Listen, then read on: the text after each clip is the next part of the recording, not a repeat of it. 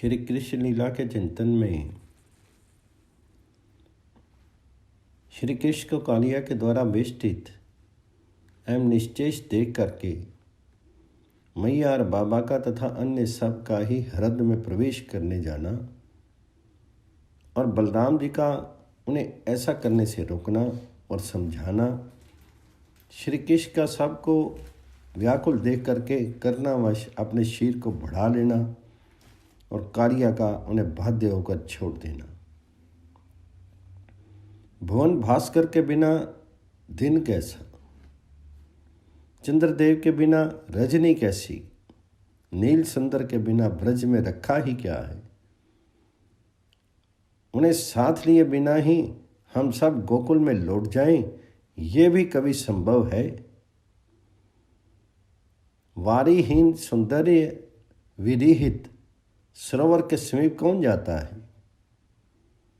बस चलो यशोदा रानी के साथ हम सभी इस विशाल हृदय में डूब जाएं। इस प्रकार मूर्छा में लीन वात्सल्यवती ब्रज प्ररंधियों के प्राणों का स्पंदित होती ये भावनाएं उन्हें बाह्य चेतना की ओर ले चली। इधर वे गोप बालिकाएं जिनका अभी अभी नवविवाह हुआ था, विवाह के अवसर पर अन्य किसी की दृष्टि में कुछ भी नवीनता संगठित न होने पर भी जिन अधिकांश दुल्हन बनी बालिकाओं ने ही विवाह संस्कार विधिवत संपन्न होते हुए भांवर फिरते समय आदि से अंत तक जो स्पष्ट अनुभव कर चुकी थी कि वर के उस भाई पति के अणु अणु में नील सुंदर भरे हुए हैं, उनके साथ भांवरे नील सुंदर ने ही दी सरथा उनका पानी ग्रहण नील सुंदर ने ही किया। क्षण भर के लिए भी वह वर उनकी दृष्टि में नहीं आया जिसके साथ सगाई की बात सुनी गई थी। और इस प्रकार अनुभव करके जो भ्रांत सी बन गई थी, जिनका जीवन ही कुछ और सा बन गया था, कभी तो वह इस घटना को स्मरण करती और कभी उन्हें सरथा इनका विस्मृति हो जाती। वह निरंतर एक विचित्र सी वेदना जिनके प्राणों में भरी रहती, नील सुंदर को देख करके जो वितकित रह जाती और आज व्याकुल गोप गोपी समाज के साथ जो यहाँ दौड़ी आई थी तथा ठीक इनकी छाया की भांति ही श्री कृष्णचंद्र की समवयस्का वे गोप कुमारियाँ भी जिनके प्राण मानव सदा श्री कृष्णचंद्र में ही समाये रहते थे तथा ना जाने क्यों जिनकी आंखें नील सुंदर को देखते ही सजल हो उठती, आज इस कालिया हृदय पर आ पहुंची थी। ये दोनों ही नवविवाहिता गोप सुंदराएं एवं नील सुंदर की समवयस्का गोप कुमारिकाएं सहसा मूर्छा से जाग करके करुण चित्कार कर उठी। अरे गोपकाओ, देखो तो सही, इस विशाल सर्प के शीर से वेष्टित होने पर भी नील सुंदर के मुख पर हम सबको देखकर स्मित आ गई है। मंद मुस्कान से परिशोभित इस मुख का दर्शन तो करो। इससे पूरी ये नवधुएं, ये कुमारिकाएं एक शब्द भी ना बोल सकी थी। हृदय के तट पर आते ही नील सुंदर की कालिया कुंडली से आवृत देखते ही इनके लिए श्री कृष्ण विरहित लोक सचमुच ही शून्य बन चुका था। छिन्न हुई नन्ही सी ध्रुमलता की भांति वे गिर पड़ी थी। करुण क्रंदन की एक ही हाय व्यक्त होने से पूर्व ही हतकेश सरथा विदीर्ण ना हो जाए, इस भय से मूर्छा सखी ने सांत्वना देने के लिए उन्हें अपनी गोद में उठा लिया था। अस्तु इनके इसी चित्कार की ध्वनि को ब्रजरानी की मूर्छित प्राणों ने ग्रहण कर लिया और वे आंखें फाड़कर अपने नीलमणि की ओर देखने लगी। नहीं रे, निश्चेष्ट होने पर भी मेरा नीलमणि जीवित है, अन्यथा अधरों पर ये स्थित स्मित कहाँ। मैया प्रबल वेग से अपने वक्षस्थल को पीट करके आर्तनाद करते हुए हृदय की ओर दौड़ी और अपने वाम पद हृदय के जल में डाल ही दिया, किंतु बलराम ने पीछे से दौड़कर उन्हें अपने भुजपाश में बांध लिया। जननी आगे नहीं बढ़ सकी। ये दशा देखी जस्ता मलीन, करी रुदन हृदय ताड़न सुकीन। सब गोप रहे कैसे डकई, नहीं लेत धाई लालन छुड़ाई। इमी व्याकुल होए चली धसी नीर, तहे धाई धरी बलबीर धीर। किंतु इसी समय ब्रजरानी का यह करुण आवाहन संज्ञा शून्य ब्रजेंद्र के प्राणों में संजीवन मंत्र सा बनकर गूंज उठा। उनके नेत्र उन्मीलित हो उठे। फिर तो उन्होंने छलांग सी मारी हरद के जल की ओर, पर तुरंत ही श्री अनंत देव बलराम ने मानो द्वितीय प्रकाश स्वीकार कर लिया और बाबा भी उनकी बुझाओं में ही रुद्ध हो गए। अवश्य ही शेष स्वरूप रोहिणी नंदन का अपरिसीम बल सचमुच यहाँ कुंठित सा होने लगा। अत्यंत कठिनता से ही वे ब्रजेश को पीछे की ओर खींच गए। फिर नंद चले जमुना समाई, बड़ी देव रोकियो करी उपाय। गोप सुंदरियां गोपगण कोई भी हृदय में प्रविष्ट नहीं हो सका। सबके आगे बलराम खड़े हैं। किसी को संकेत से, किसी के कंधे छूकर, किसी को बुझाओं में भरकर वे दूर कर देते हैं। और ये लोग अब एक अद्भुत अलौकिक तेजोमंडल उनके मुख को आवृत कर लेता है और मेघ गंभीर सर से वे पुकार उठते हैं, अरे बाबा आहो। प्रतिक्षण वेग से बढ़ते हुए इस अतिशय चित्त संतापी शोक से अपने शीर को व्यथित मत करो। तुम्हारे ये देश श्री कृष्णचंद्र के प्यार की वस्तु जो है बाबा। अरे मैया अब तो विलाप मत कर, मेरी बात सुन ले, धीरज रख ले। अरे ओ पूर्ववासियों, अपनी अविचार पूर्वक चेष्टा से नई विपत्ति का सृजन कर किसी अन्य महान दुख के भागी मत बन जाओ। रोहिणी नंदन की वाणी में उत्तरोत्तर ओज बढ़ता ही जा रहा है। अवै कारिया बंधन में बंधे श्री कृष्णचंद्र की ओर अपनी भुजाओं से संकेत करते हुए कहने लगते हैं,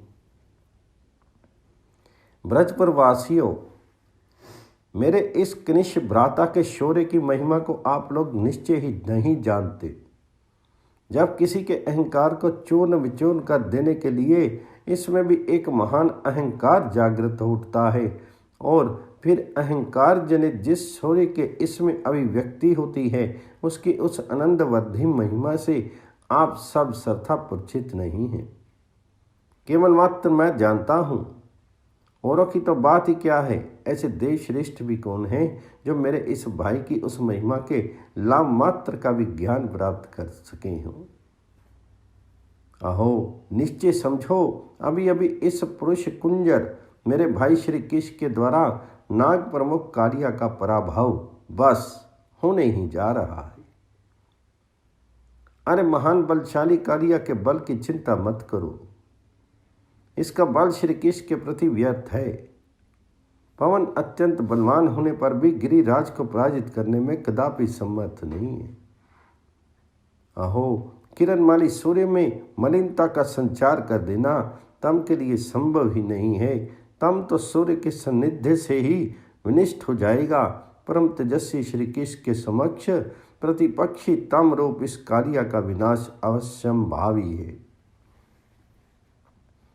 अरे मेरे इस मकर कुंडल धारी भाई श्री कृष्ण के लिए ऐसे क्षुद्र सर्प से भय की बात क्या सोचनी है। अतः अब तो दुख दूर कर दो। अरे देखो इस अधम सर्प कारिया को प्राणहीन सा बनाकर मेरा ये अखंड प्रतापवान भाई श्री कृष्णचंद्र बस उठ ही चला है। इतना कह लेने के अनंतर श्री बलराम के गंभीर नेत्र गौर मुखारविंद के विसनों दृग पुनः फिर गए श्री यशोदानंद आदि की ओर ही। उनका यह श्वेत सुंदर शीर झुक सा पड़ा ब्रज दंपति के चरणों में और अभी भी वाणी यद्यपि लोकोत्तर तेजों में पुट से वैसे ही रंजित रही, फिर भी नेत्र किंचित अश्रुपूरित हो गए, इसमें संदेह नहीं।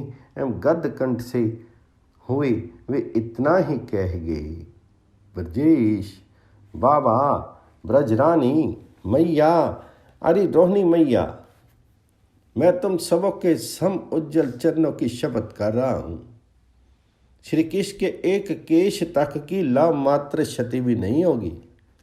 और गर्गाचार्य भी तो यही कह गए हैं। अस्तु। रोहिणी नंदन के उस आश्वासन का प्रभाव इतना अवश्य हुआ कि श्री कृष्ण गत प्राण ब्रजेश ब्रजरानी ब्रजपुरवासी कालिया हृद में प्रविष्ट नहीं हुए। सबको रोक लिया बलराम ने, किंतु ये भी वे कर सके अपनी भगवता में अवस्थित होने पर ही, ऐश्वर्य का बल लेकर ही। जो हो ब्रजरस की ये विशुद्ध निराविल धारा सामने अनंत देव के लोकोत्तर तेज समन्वित मुखमंडल से निश्रित आश्वासन को ऐश्वर्य पर्वत को लांघ नहीं सकी। एक बार रुद्ध हो गई, ये सत्य है। नंद आदि के गोप घनेरे धसत नीर बल जो गही फेरे, जानत प्रभु कौतुक भली रीति, सुंदर वचन कही करी प्रीति। फिर भी उसका प्रवास शिथिल हो गया हो, ये कहाँ संभव है। वह देखो, जननी यशोदा की आंखें लगी हैं अपने नीलमणि की ओर ही। उनकी अतिशय आकुल नेत्र भंगिमा को देखते हुए कौन कह सकता है कि मैया पुनः हृद में कूद पड़ने का प्रयास नहीं करेगी। इसलिए तो उस ब्रजपुरंध्रियों ने उन्हें घेर रखा है, पकड़ रखा है। उन पुर सुंदरियों के प्राणों में भी जननी के समान ही व्यथा का भार अवश्य है।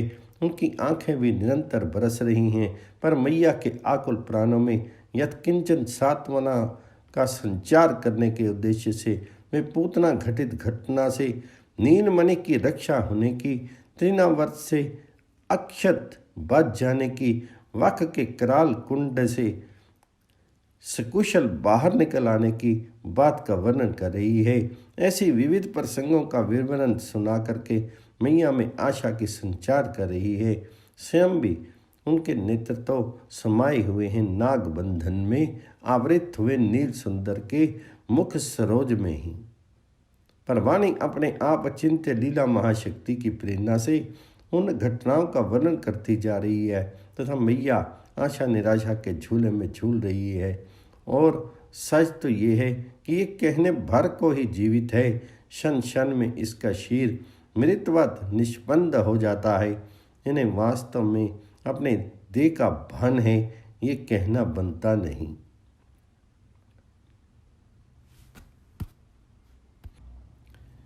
कृष्ण मुखारविंद दृग दीने, रोबही विहल वदन मलीने, बारिज लोचन मोछी बारी, संतन हिय जो ही बसत मुरारी।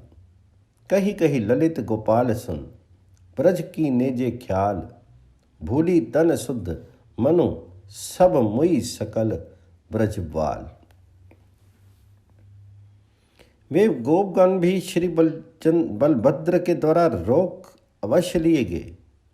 कालिया हृद के विश्व में जल का स्पर्श का जल मरने से उनकी रक्षा होगी, किंतु उनके अंतस्थल की ज्वाला हृद की प्राणहारी ज्वाला से कहीं अधिक विषम है। उनकी कराल लपेटों में उनका शीर मन प्राण सब कुछ झुलसता जा रहा है। क्या गोप और क्या गोपी, सभी का जीवन दीप मानो अपने कुछ ही क्षणों में निर्वापित होने जा रहा है।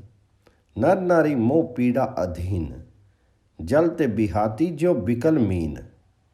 और वे अनंत ऐश्वर्य निकेतन स्वयं भगवान श्री कृष्णचंद्र, क्या वे नहीं देख पा रहे हैं अपने निज जनों को ये परम दयनीय दशा? नहीं सुन पा रहे हैं वे उनका ये अत्यंत करुण क्रंदन? नहीं नहीं, वे करना वरना ले सब कुछ देख सुन रहे हैं। ये जो ब्रज जन के हृद संधों की, उनके भाव सागर की मंथन लीला है। त्रिताप से नित्य जलते हुए असंख्य प्राणियों के लिए महाऔषधि रूप बनकर इस सागर की कुछ बूंदे, मंथन जात अमृत की कुछ कणिकाएं प्रपंच के तट पर बिखर जाएंगी। अनंत काल तक जो भी सौभाग्यशाली प्राणी इनके संपर्क में आ जाएंगे, उनकी त्रिताप ज्वाला सदा के लिए प्रशमित होगी। इसी अभिसंधि से साथ ही अपने स्वजनों के रस पोषण, रस संवर्धन के उद्देश्य से ब्रजेंद्र नंदन कालिया बंधन में विश्राम सा करने लगे थे। पर ये तो हो चुका, अब आगे क्षण भर का भी विलंब। उरग बंधन का ये विश्राम ब्रजपुर वासियों के जीवन तंतु को छिन्न किए बिना नहीं रहेगा। ये भी परम करुणा में प्रत्यक्ष देख ही रहे हैं। या तो ये सब विश्व में हृदय में अपने शीर होम उससे आ मिलें, या विरह की ज्वाला उनके क्लेवर को भस्म कर दे और फिर निवारण वे अपने प्राण आधार को प्राप्त कर लें। जैसे हो ये सब उनके मिलकर ही रहेंगे। उनका सानिध्य पा लेने के अतिरिक्त उनके लिए अन्य गति नहीं है। ये सर्वज्ञ सर्ववित्त प्रभु श्री कृष्ण चंद्र से छिपा नहीं है। साथ ही जिनका नित्य स्नेह आर्द हृदय अपने सज्जनों को तनिक भी अति सहने में भी सर्था असमर्थ बन जाता है। ये प्रश्न नहीं कि उस अति का क्या लक्ष्य है, बस अपने निज जन की वे अति है। यह भावना उन्हें परिव्याप्त कर लेती है और अनंत करनावर अन्य कुछ सब कुछ भूल करके संपूर्ण अति हर लेने के उद्देश्य से दौड़ पड़ते हैं।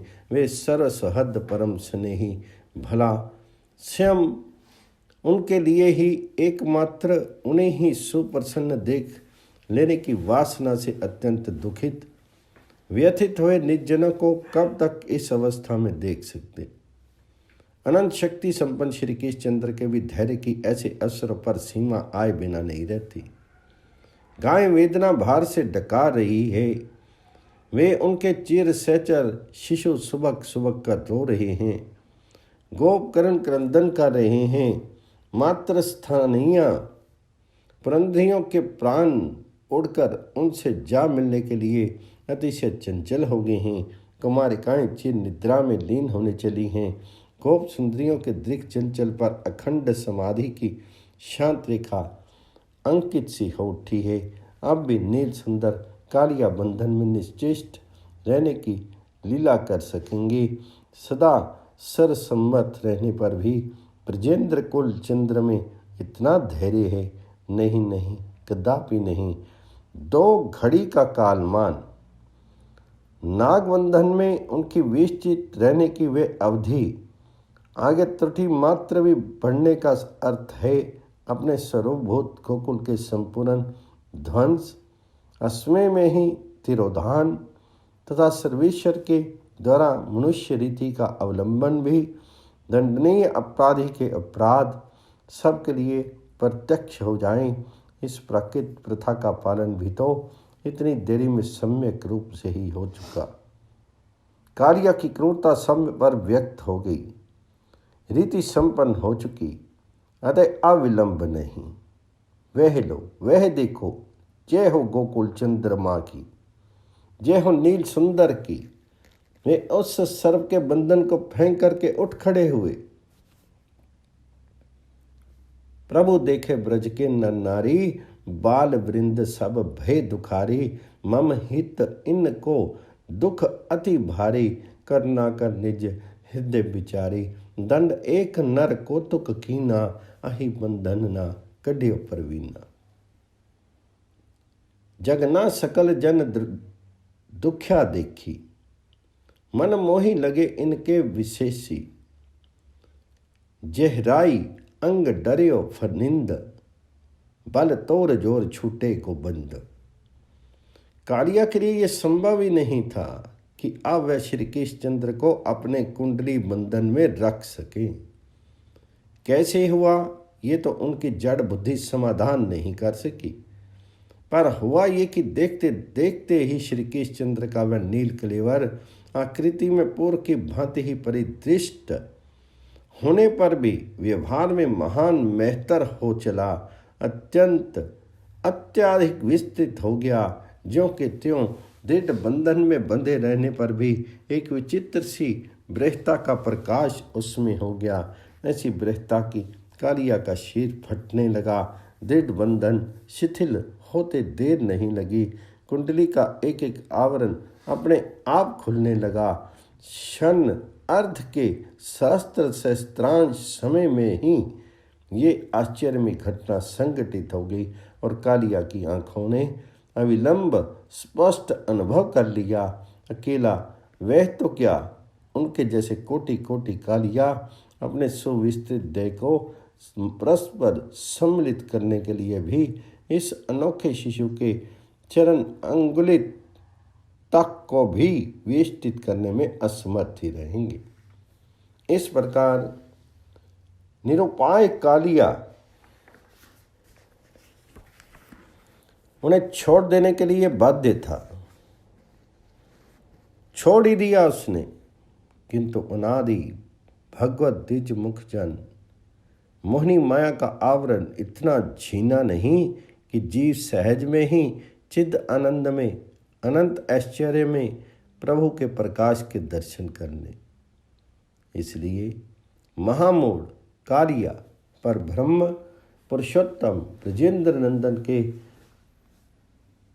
असम औधर्व ऐश्वर्य का यत्किंचित अनुसंधान प्रत्यक्ष पा लेने पर भी अंधा ही बना रहा।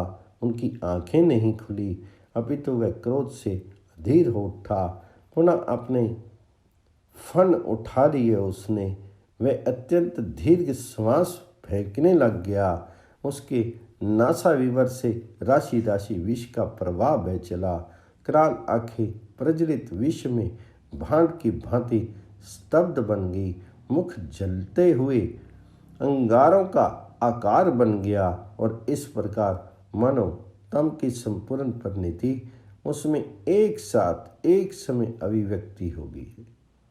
इतना भयंकर बन के एक दृष्टि से श्री कृष्णचंद्र की ओर देखते हुए स्थिर भाव से वह स्थित होको अगले दाव की प्रतीक्षा में। बढ़ियो कृष्ण तन अति बल जोरू, तज्यो सर्प बंधन अति घोरो। फन उठाए प्रभु और निहारो, रोष मानी रे खरो गवारो। नासा विवर श्वास अति घोरा, विष भाजन जनु पाक कठोरा। नैन कराल अनल जनु बाई, मुख उलमोक राशि जनु जाई। एहि विधि ठाठो अही, लसत काली काल कराल। तरु तमाल साखा मनहु, लसत फन्नी को जाल। उमडे गुमडे घने शीस छाई, घटा टोप होय के मनो मेघ आए। लसे तेज आरक्तता नैन बाड़े, मनो अग्नि के कुंड ते ताई काटे। ताहाँ तरकी के उग्रता वक्त्र वायो, किदो भूरी भंडार भय को बतायो। कड़ी ब्रज की कील सी काल ढाडे, बसे बीच तामे हंसे नीच गाड़े। चले जोर जोई जीहा महादुख दानी, किदो मलान ते काल खेची खपानी। भरे श्वास छाड़े खरे रोस राती, किदो सूर के पुत्र की को गानी। छूटे ज्वाल विश्व जाल की झार झुके, चहु और दिगदा सो वृक्ष झुके। रिसे आन के घ्रान के रंध बाजे, किद्धो काल तंत्रावली ताल साजे। मद उन्मत जुद की कोपी पाली, ना जाने पर ब्रह्म ऐसी कुचाली। जो हो हृद के तट पर अवस्थित समस्त ब्रजपुर वासियों के जीवन शून्य से हुए शीर में तो प्राण संचरित होने लगते हैं। सबके हाहाकार का विराम हो जाता है।